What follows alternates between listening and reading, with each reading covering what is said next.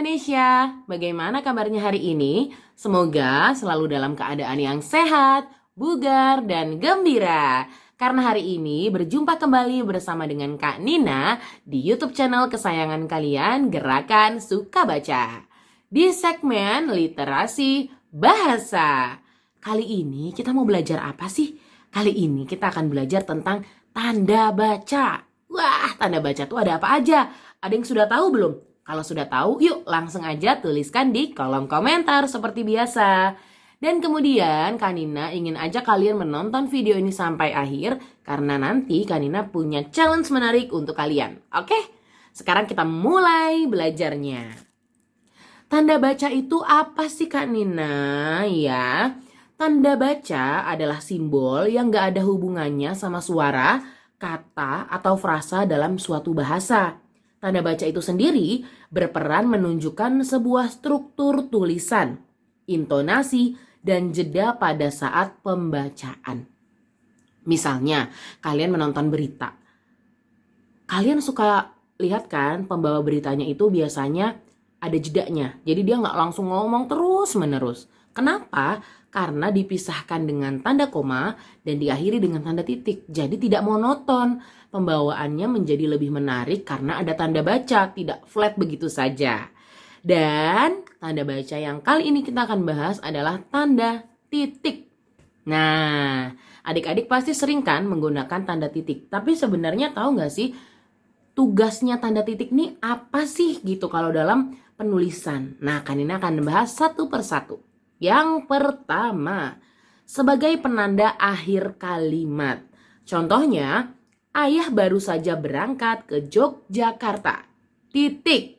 Nah, titik itu biasanya untuk mengakhiri satu kalimat. Kemudian misalnya dilanjut dengan kalimat lainnya. Ayah pergi ke Jogja, naik pesawat, titik. Nah, kemudian nanti bisa dilanjutkan lagi pemisahnya dengan tanda titik di akhir kalimat. Kemudian, tanda titik juga berguna sebagai tanda di penulisan bagan, ikhtisar, atau daftar. Contohnya, angka 2 Romawi, titik, Provinsi Jawa Barat. Nah, atau misalnya nomor 1, titik, Aknina. Nah, misalnya kita temukan itu di daftar-daftar hadir ya. Atau misalnya daftar belanja bulanan, 1, titik, susu. 2, titik, minyak goreng. Misalnya kayak gitu ya. Jadi ada titiknya. Yang ketiga, sebagai pemisah angka dalam penanda waktu. Misalnya sekarang jam 5 sore. Gimana nulisnya? Biasanya ditulis dengan 17.00. Jam 17.00. Nah, nggak bisa ditulisnya 1700 doang. Nanti dibacanya jadi 1700. Nah, supaya dia menandakan waktu, diberikan tanda pemisah di tengahnya, yaitu 17.00. Atau misalnya jam 3 pagi, berarti 03.00 gitu ya. Dan kemudian tanda titik juga berguna untuk menunjukkan jangka waktu. Misalnya, Adi mengerjakan tugas selama 1 jam 32 menit 30 detik. Berarti tulisnya 1.32.30 gitu. Jadi bisa dipisahkan dengan tanda titik. Dan kemudian tanda titik juga bisa untuk mempertegas jumlah. Contohnya, kasus COVID di Indonesia tembus 1 juta orang. Nah, 1 juta itu nolnya ada berapa? Ada 6, banyak banget kan? Bingung bacanya kalau nggak ada tanda titiknya. Misalnya ditulisnya cuma 1.000.000 itu akan bingung. Kita memerlukan tanda titik untuk memisahkan 00 yang tadi banyak itu supaya lebih mudah dipahami dan lebih mudah dibaca. Jadi penempatannya adalah 1.000.000. Nah, cara mudahnya kalau misalnya kalian menemukan angka yang banyak bahkan sampai miliaran atau triliunan, itu kan angkanya banyak banget ya. Supaya lebih mudah membacanya, kalian beri tanda titik setiap 3 angka yang paling belakang. Misalnya 200 juta rupiah gitu ya. Berarti 200 juta. Belakangnya nolnya 3 dititikin dulu. Terus nolnya 3 lagi dititikin. Baru terakhirnya angka yang paling depan yaitu 200. Itu untuk memudahkan kalian menulis ya. 3 angka belakang titik. Itu kuncinya dari Kak Nina. Kemudian kalian juga bisa menggunakan tanda titik sebagai penulisan referensi. Biasanya ini di akhir buku yang kalian baca, misalnya buku pelajaran, buku ilmu pengetahuan, suka ada referensi atau daftar pustaka. Biasanya tulisannya seperti ini nih. Nah, tanda titik yang seperti ini bisa digunakan untuk memisahkan antara nama penulisnya, kemudian judul bukunya, tahun terbitnya, diterbitkan oleh siapa. Itu akan lebih mudah jika ditulis dengan tanda titik gitu ya. Dan kemudian sebagai tidak digunakan pada akhir judul karena pada umumnya judul-judul itu tanpa tanda baca gitu ya. Misalnya kisah seorang gadis cilik misalnya, ya udah tanpa koma, tanpa titik biasanya kalau di judul. Dan juga tanda titik ini juga tidak digunakan di kepala surat, sama halnya dengan judul tadi. Kemudian kita punya tanda baca apa lagi sih? Selain titik yang mirip titik tapi ada tangkainya. Itu namanya apa? Ini nih. Nah, gambar ini namanya apa? Namanya koma. Betul sekali adik-adik. Hebat ya, adik-adik sudah mulai memahami. Jadi tanda koma itu buat apa sih Kak Nina? Tanda koma itu biasanya diletakkan di tengah kalimat. Misalnya ada banyak ya. 1, 2, 3 untuk memisahkan. Atau misalnya Nina memiliki 3 orang adik yang bernama Ani, Rahma, Ita gitu. Jadi untuk memisahkan gitu. Misalnya atau Nina pergi ke 3 kota, Yogyakarta, Medan, Bekasi gitu. Nah, untuk memudahkan membacanya juga gitu. Kemudian sebagai perbandingan kalimat. Contohnya, wahana wisata itu sangat menyenangkan, namun cukup berbahaya bagi anak-anak. Seperti ini tulisannya ya. Jadi bisa kita koma itu supaya bacanya nggak datar, supaya bacanya itu nggak terus-menerus gitu ya. Harus ada pemisahnya.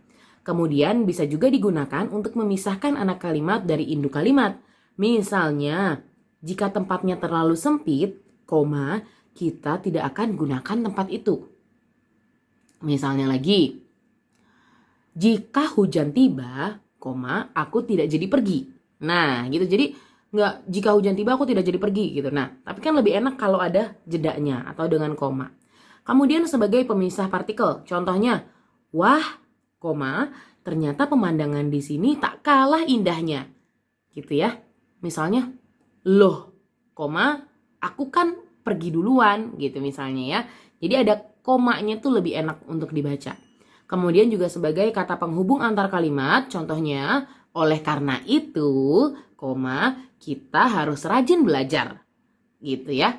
Kemudian juga bisa digunakan sebagai identitas yang ditulis berurutan. Contohnya, tanggal lahir kita, tempat tanggal lahir. Misalnya, Jakarta, 12 Januari 1995. Nah, biasanya nama kota dengan tanggalnya itu dipisahkan dengan tanda koma.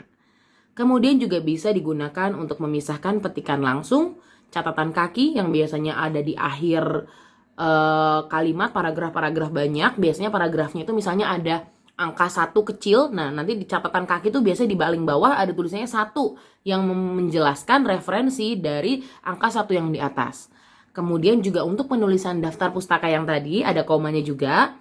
Kemudian untuk penulisan bilangan, penulisan gelar, misalnya Kanina gelarnya Aknina Wahdini, M.I.KOM. Nah, misalnya gelar itu biasanya antara nama dan gelar dipisahkan dengan tanda koma.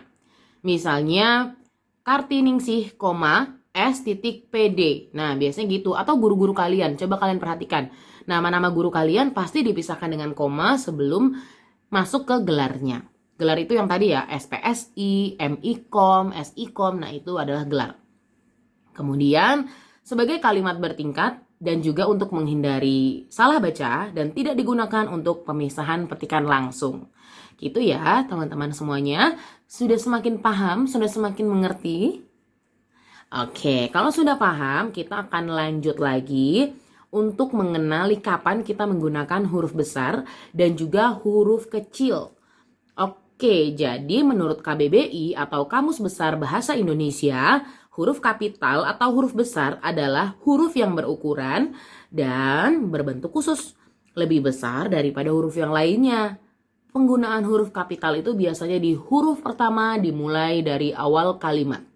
Misalnya, yang pertama, kata pada awal kalimat. Di buku kalian pada umumnya, di depan itu selalu huruf besar.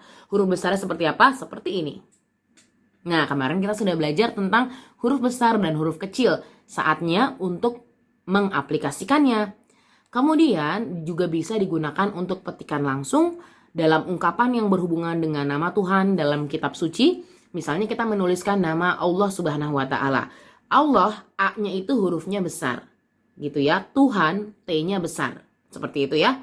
Dan juga nama gelar kehormatan, keturunan, dan keagamaan yang diikuti oleh nama orang. Tadi seperti doktor. Doktor itu ditulis dengan huruf besar dulu. D, R, titik, baru nama. Atau yang pada umumnya tuh di akhir nama ada gelar. Misalnya tadi Keaknina, M, titik, I, titik, KOM. M dan I-nya besar. Kemudian nama bangsa, suku bangsa, dan bahasa. Misalnya bahasa Indonesia, I-nya besar. Bahasa Inggris, I-nya besar. Bahasa Jepang, J-nya besar. Kemudian unsur-unsur nama orang, ini yang paling penting. Nama itu harus dituliskan dengan huruf besar dimanapun letaknya, di depan ataupun di tengah kalimat. Misalnya namanya adalah Budi, berarti B-nya besar. Misalnya namanya Jenny, berarti J-nya besar. Begitu ya. Dan kemudian unsur nama jabatan dan pangkat yang diikuti nama orang, nama instansi, atau nama tempat. Kalau nama instansi misalnya Dinas Pendidikan Provinsi Jawa Tengah, berarti D-nya besar, P-nya besar, P-nya besar, J-nya besar, T-nya besar. Semuanya ditulis diawali dengan huruf besar karena menandakan instansi, nama tempat, dan nama tokoh gitu ya. Dan kemudian nama geografi, nama tahun, bulan, hari, hari raya, dan peristiwa besar dituliskan juga dengan huruf besar. Hari Sumpah Pemuda, H-nya besar, S-nya besar, P-nya besar. Hari Anak Universal, H-nya besar, A-nya besar, U-nya besar. Begitu ya. Dan kemudian nama negara, nama kota, dan juga nama lembaga pemerintah, ketatanegaraan, dan dokumen resmi itu juga perlu kita tulis dengan huruf yang besar. Dan juga nama buku, majalah, surat kabar, judul karangan gitu ya. Kecuali ada kata di, ke, dari, dan yang. Dan untuk yang tidak terletak pada posisi awal itu biasanya tidak ditulis dengan huruf besar.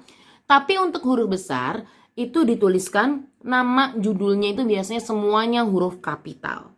Dan yang pastinya unsur singkatan nama, gelar, pangkat, dan sapaan. Misalnya nama singkatan ya. Singkatan ASEAN ya, Association of Southeast Asian Nation. Disingkat ASEAN, ditulis semuanya besar. Atau World Health Organization, WHO. W-nya besar, H-nya besar, O-nya besar. Karena itu adalah singkatan. Misalnya dalam bahasa Indonesia, Dinas Pemberdayaan Perempuan dan Perlindungan Anak gitu ya misalnya. Berarti disingkat DPPAPP, semuanya ditulis dengan huruf yang besar atau kapital. Kemudian kata koma ini, Kanina jadi lupa ya. Huruf besar ini juga digunakan sebagai kata penunjuk hubungan kekerabatan seperti bapak, ibu.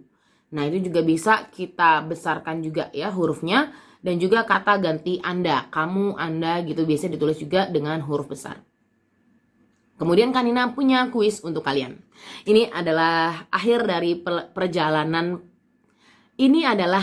dari pelajaran kita kali ini. Nah teman-teman silakan untuk bisa menjawab. Perbaiki tanda baca pada kalimat di bawah ini. Aku membeli jeruk duku dan melon.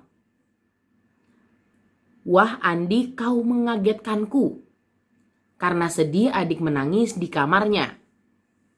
Nah, perlu tanda koma nggak ya? Perlu titik nggak ya? Coba dituliskan di kolom komentar. Pertanyaan yang kedua, perbaiki kata yang harus menggunakan huruf kapital di bawah ini. Pegunungan yang membentang di daratan Sumatera itu bernama Bukit Barisan. Ini kok hurufnya kecil semua ya? Perlu diapain ya supaya lebih bagus? Nah, tuliskan juga di kolom komentar. Dan yang terakhir, menurut kamu, manakah tanda baca yang sering kamu lupakan jika menulis kalimat? Tuliskan ya, tadi ada tanda baca titik, koma, yang mana yang paling kalian suka lupa? Tuliskan. Oke deh. Itu adalah akhir dari pelajaran kita kali ini. Semoga bermanfaat. Sampai jumpa lagi di konten edukatif berikutnya dari Gerakan Suka Baca. Kalian bisa mengikuti sosial medianya Gerakan Suka Baca di Instagram @minggucerdas. Cek di Spotify-nya untuk mendengarkan series audionya yaitu di MSG Podcast. Kemudian kalian juga bisa mampir ke TikToknya Gerakan Suka Baca dan juga YouTube-nya. Jangan lupa di like, komen, dan subscribe. Ketemu lagi dengan Kak Nina di edukasi berikutnya. Sampai jumpa. Selamat belajar semuanya. Dadah.